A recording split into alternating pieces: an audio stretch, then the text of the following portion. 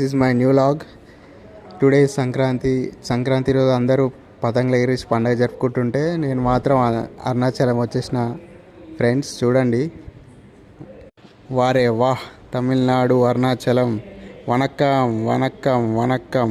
And today is Sankranti రోజు చాలా crowd ఉంది. ఎక్స్పెక్ట్ చేయలేదు అసలు నేను కూడా, కానీ తప్పదు, మేము కూడా లైన్లో చాలా తిప్పలు పడుతున్నాం.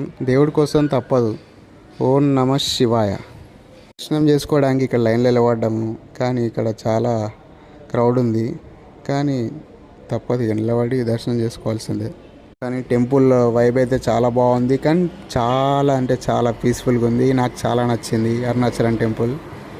నాకైతే వారే వా, నేనైతే సాటిస్ఫై అయిపోయాను.